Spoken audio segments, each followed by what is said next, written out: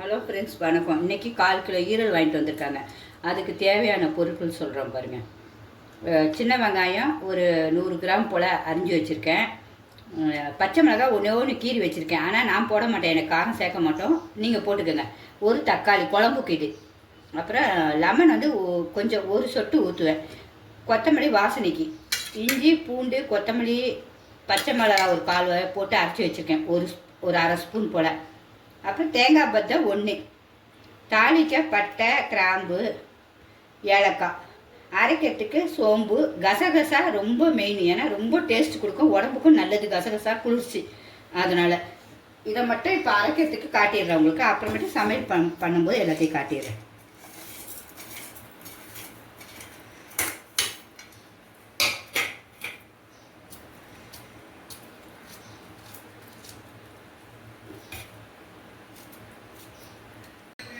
Friends, ஈரலை நல்லா கழுவி எடுத்து வச்சிட்டேன். அதை ஒரே ஒரு விசில் மட்டும் வேக வச்சு எடுத்துடுறோம். 1 2 வச்சுக்கோங்க. உங்களுக்கு வச்சுட்டு அதுக்கு என்னென்ன மசாலா போடுறேன்னு மட்டும் பார்த்துக்கோங்க. அரை ஸ்பூனு மிளகாத்தூள், அப்புறம் உப்பு தேவைக்கு ஏற்ப,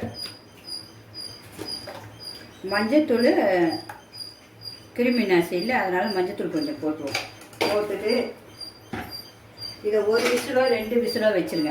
வச்சு எடுத்துருங்க. ஏன்னா இந்த நாத்தெல்லாம் இருக்காது, வாசனையாக இருக்கும் குழம்பு. அதுக்காக தான் மெயின்.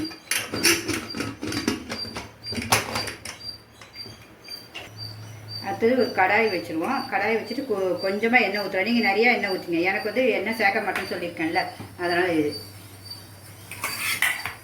இந்த பட்டை கிராம்பு எல்லாம் வச்சுருக்கல, இதை போட்டுருங்க.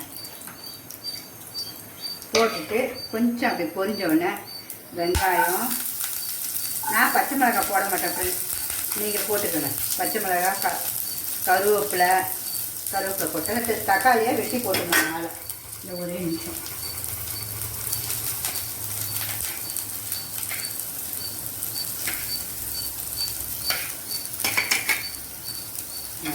இதெல்லாம் போட்டு ஒரு கிண்டி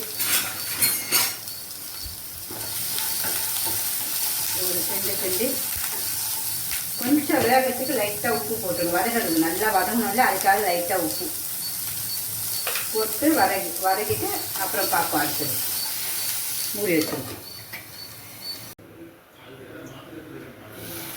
நல்லா வதங்கிச்சு பாருங்கள். சூப்பராக வதங்கணுன்னு நம்ம இந்த இஞ்சி பூண்டு வச்சுக்கோல, அதையும் போட்டு வதக்கிடுங்க. கொஞ்சம் வதக்கிட்டு அதுக்கு காரத்துக்கு இன்னும் கொஞ்சம் மிளகாத்தூள் ஒரு அரை ஸ்பூன் போடுங்க. நீங்கள் எனக்கு வந்து சேர்க்க மாட்டேன்னா சும்மா பேருக்கு போடுறேன் நான்.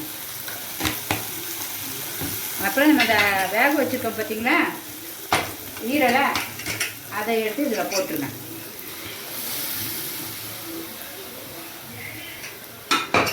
போட்டுட்டு ஒரு வதக்கிட்டு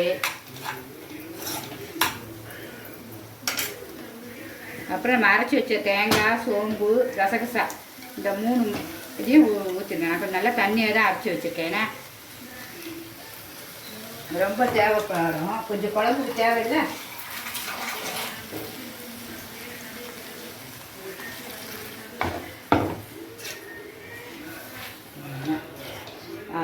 எல்லாம் போட்டு கலக்கிக்கிட்டு ஒரு 1/4 மணி நேரம் நல்லா கொதிக்க விடுங்க. கொதித்த உடனே அப்புறம் காட்டுறேன் பாருங்கள். இறக்கும்போது காட்டுறேன்.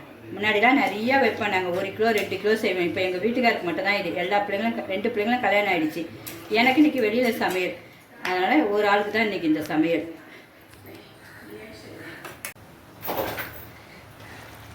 ஃப்ரெண்ட்ஸ், இந்த பார்த்திங்களா குழம்பு நல்லா அழகாக ஈரல் குழம்பு ரெடி ஆகிடுச்சு. இதில் 2 முட்டை வேக வச்சு போட்டிருக்கேன் உங்களுக்காக நான்.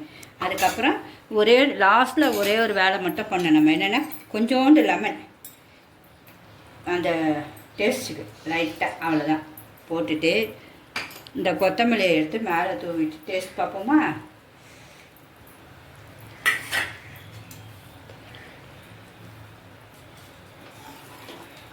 கொத்தமல்லி தண்டு வந்து அவ்வளோ ஸ்ட்ரென்த்து, அதனால தான் தண்டு போட்டிருக்கேன் நான் உங்களுக்கு.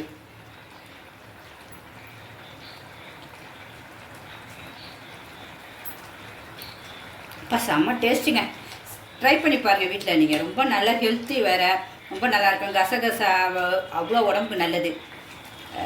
தனியாலாம் போட மாட்டேன் இதில். தனியா இந்த கரம் மசாலா அதெல்லாம் எதுவுமே கிடையாது. இது மட்டும்தான். ஆனால் எவ்வளோ அழகாக இருக்குது பாருங்கள். எல்லோரும் ட்ரை பண்ணி பாருங்கள். ஓகே, இது ஒரு ஆளுக்கு தான், எங்கள் ஹஸ்பண்டுக்கு மட்டும்தான் குழம்பு. பாய்.